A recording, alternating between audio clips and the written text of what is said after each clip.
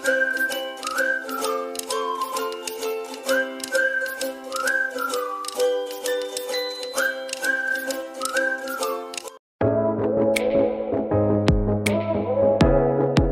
বন্ধুরা, আজকে একটা স্পেশাল দিন, তো আমরা বেরিয়ে পড়ছি। আজকে আমরা যাব সাতবাড়ি, আমার ননদের সাত, মানে আমার বরের মাসির মেয়ে ননদের সাত। তো সাতটা হচ্ছে মানে ননদের বাড়িটা হচ্ছে সুভাষগ্রাম, ওর বাপের বাড়িও সুভাষগ্রাম, শ্বশুর বাড়িও সুভাষগ্রাম। আর আমাদের বাড়ি থেকে সুভাষগ্রামটা কাছাকাছি, মানে আমার বাপের বাড়ি থেকে। তো আগের দিনকে আমি বাপের বাড়িতে চলে এসেছি এখান থেকে যাব বলে। আর শ্বশুর বাড়ি থেকে যাবে আমার দেওর আর মানে আমার যা শ্রাবণী। আর বাবা মা যাবে না, যেহেতু বাড়িটা ফাঁকা আছে ওই কারণে বাবা মা যাবে না। তো আমরা দুই লোকে বেরিয়ে পড়লাম। আর মেয়েটাকে নিয়ে যাবো না, মেয়েটা মার কাছেই থাকবে। মেয়েটা খুব বদমাইশি করে, খাওয়া দাওয়ার একটু অসুবিধা হয়, ওই জন্য মেয়েটাকে বাড়িতে রেখে দিয়ে আমরা দুজনে বেরিয়ে পড়লাম।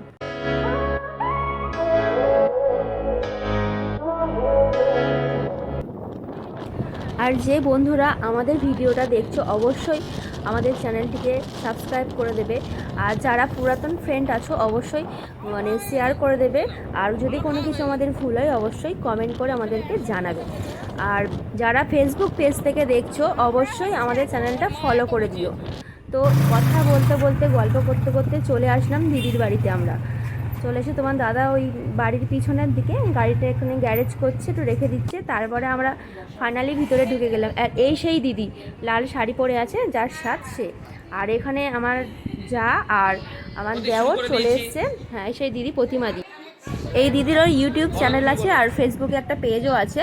তো যারা ইউটিউব থেকে দেখবে অবশ্যই সাবস্ক্রাইব করে দেবে, আর ফেসবুক থেকে অবশ্যই ফলো করে দেবে।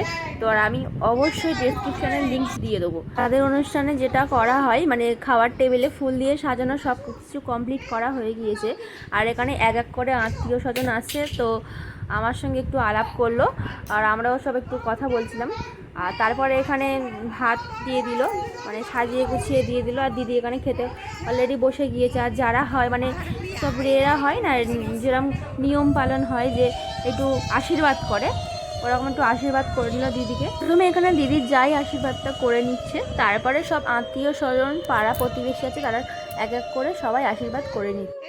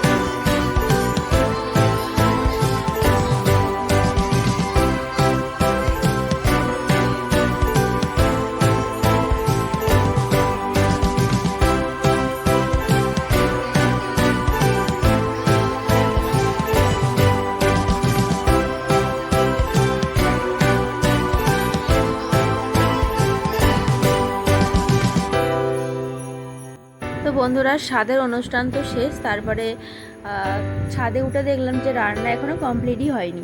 তো এখানে রান্না করছে মেসো মশাই, মানে দিদির বাবা এমনি সব জায়গায় রান্না করে। আর এখানে যে মাছ ধুচ্ছে সেটা হচ্ছে মাসি। আর একটা হেল্পার আছে এখানে। তো রান্না খুব একটা বেশি বাকি নেই, মানে পুরোপুরি কমপ্লিট হয়নি। দিদির বাবা মেসো মানে রান্নার কাজ করে যেহেতু, ওই জন্য আমার স্বাদের অনুষ্ঠানেও রান্না করেছিল। আমাদের বাড়ি যখন কার্তিক পুজো হয়েছিল তখনও রান্না করেছিল। আর শেষমেশ রান্না কমপ্লিট হয়ে গিয়েছে। এরপর আমরা ফার্স্ট ব্যাচে খেতে বসে গেছি। মা ফোন করে বলছে মেয়ে কাঁদছে। তো আজকে ভিডিওটা এই পর্যন্ত থাক, নেক্সট ব্লগে তোমাদের সাথে দেখা।